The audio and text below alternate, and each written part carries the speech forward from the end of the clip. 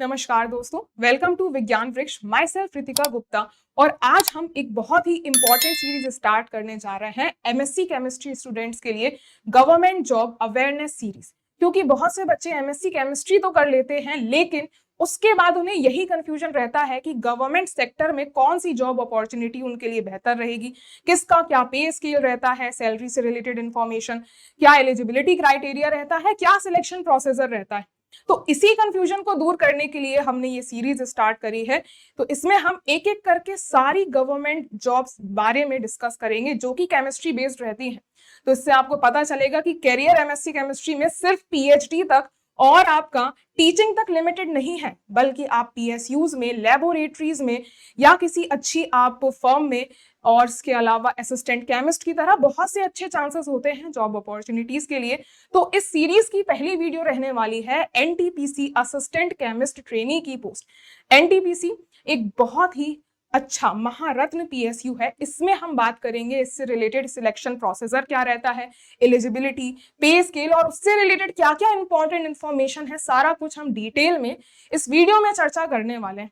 तो इसमें हम सबसे पहले अगर देखें तो ये जो है, इसमें कोई एक्सपीरियंस रिक्वायर्ड नहीं होता, ना ही आपको नेट गेट चाहिए। एक बहुत ही प्रीमियर पीएसयू है जो कि आप सिर्फ एमएससी के बेसिस पे हासिल कर सकते हैं।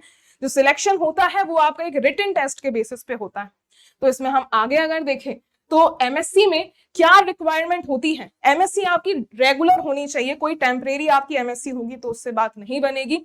एमएससी होनी चाहिए और इसके अलावा रेगुलर फुल टाइम डिस्टेंस वाली से बात नहीं बनेगी। और इसके अलावा जो मार्क्स रिक्वायर्ड है, जनरल ओबीसी ईडब्ल्यूएस के लिए मिनिमम 60% मार्क्स रिक्वायर्ड है और एससी एसटी पीडब्ल्यूडी कैटेगरी के लिए सिर्फ पासिंग मार्क्स आपके होने चाहिए, उससे आपका काम बन जाएगा। और इसके अलावा जो भी बच्चे जब भी फॉर्म्स निकलते हैं तो जो अपियरिंग वाले बच्चे होते हैं वो भी यहाँ पर अप्लाई कर सकते हैं।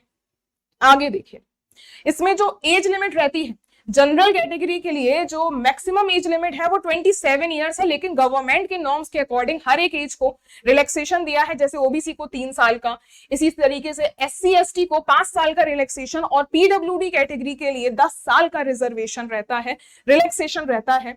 इसमें आप देख सकते हैं। इसके बाद अगर जो पे स्केल होता है 30,000 बेसिक पे से लेकर के आपका रहता है 1,20,000 तक। और इसके अलावा अलग अलग आपको यहाँ पे डियरनेस अलाउंसेस और इसके अलावा जो भी गवर्नमेंट के एडिशनल अलाउंसेस होते हैं वो सारी चीजें आपको प्रोवाइड करी जाती हैं। फ्यूचर सिक्योरिटी भी रहती है, काफी सारी चीजें आपको इसमें प्रोवाइड करी जाती हैं। इसके अलावा देखो, जो सिलेक्शन होता है, सिलेक्शन में सबसे पहले आपका एक रिटन टेस्ट होगा और जो कंडीशनल है कि आपका जो ग्रुप डिस्कशन है या इंटरव्यू वो कंडीशनल है, वो नेसेसरी नहीं है। मेनली आपका एक रिटन टेस्ट होता है ऑनलाइन, उसमें सिलेक्ट होने के बाद आपकी डॉक्यूमेंट वेरिफिकेशन होते हैं। और एनटीपीसी का मेडिकल टेस्ट बहुत इंपॉर्टेंट है, मेडिकली आप फिट होने चाहिए तभी आप यहाँ पे आगे बढ़ सकते हैं। और उसके बाद 1 साल की ट्रेनिंग के बाद आपका परमानेंट हो जाता है। फिर देखिए, यहाँ जो एग्जामिनेशन होता है वो 2 पार्ट्स में होता है। एक पार्ट ए में आपका सब्जेक्ट नॉलेज जो कि केमिस्ट्री पूछा जाएगा और दूसरे पार्ट में पूछा जाएगा जनरल एप्टीट्यूड वाला पार्ट। लगभग आपके 150 क्वेश्चन होते हैं, एमसीक्यू क्वेश्चन होते हैं। 120 मार्क्स आपके केमिस्ट्री के ही होते हैं, उसके अलावा 30 क्वेश्चन आपके जनरल एप्टीट्यूड के होते हैं। लेकिन इन दोनों को ही क्वालिफाई करना इंपॉर्टेंट है, दोनों के कलेक्टिवली मार्क्स नहीं काउंट किए जाते हैं। दोनों अलग अलग सेपरेट जो आपके सेक्शंस हैं, दोनों को ही आपको क्वालिफाई करना पड़ेगा, तभी आप ओवरऑल सिलेक्टेड कैंडिडेट की तरह काउंट किए जाएंगे। ये बात आपको ध्यान रखनी है। इसके अलावा जो आपकी नॉर्मली एप्लीकेशन फीस रहती है वो 300 है। अगर आपके आगे फॉर्म्स आए मे भी चेंज हो सकती है। और बाकी एससी एसटी पीडब्ल्यूडी कैटेगरी के लिए तो कोई एप्लीकेशन फीस रहती ही नहीं है।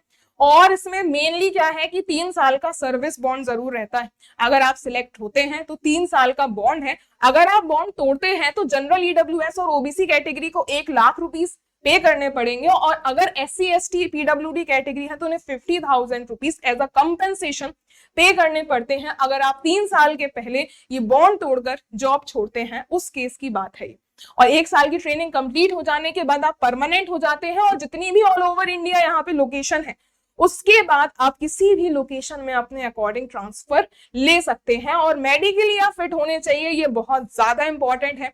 ये बात आपको यहाँ पर अप्लाई करने से पहले ध्यान में रखनी है, अदरवाइज आपका सिलेक्शन नहीं होगा। आपका पूरा का पूरा सिलेक्शन प्रोसीजर होता है मेडिकल फिटनेस का। तो यहाँ पे हमने सारे डिटेल्स के बारे में बात कर ली है, और जो आपको इंपॉर्टेंट इन्फॉर्मेशन जो चाहिए होती है, इंपॉर्टेंट डॉक्यूमेंट्स, 10th का सर्टिफिकेट, पैन कार्ड की कॉपी, एमएससी की डिग्री आपको चाहिए होती है, साथ में मार्कशीट, मार्क्स का कन्वर्जन फॉर्मूला, जैसे सीजीपीए को कई बार परसेंटेज में कन्वर्ट करवाना पड़ता है, और आपका वैलिड कास्ट सर्टिफिकेट, आप जिस भी कास्ट से बिलोंग करते हो, जनरल को नीड नहीं है, बाकी सारी कैटेगरीज को नीड पड़ती है। तो यहाँ पर हमने पूरी इन डिटेल चर्चा करी है कि एनटीपीसी में आपको किस तरीके की जॉब होती है, क्या एलिजिबिलिटी, क्या उसका पे स्केल। तो आई होप आपके लिए वीडियो इंफॉर्मेटिव रही हो। वीडियो पसंद आई हो तो वीडियो को लाइक और चैनल को सब्सक्राइब जरूर कीजिएगा। Thank you so much.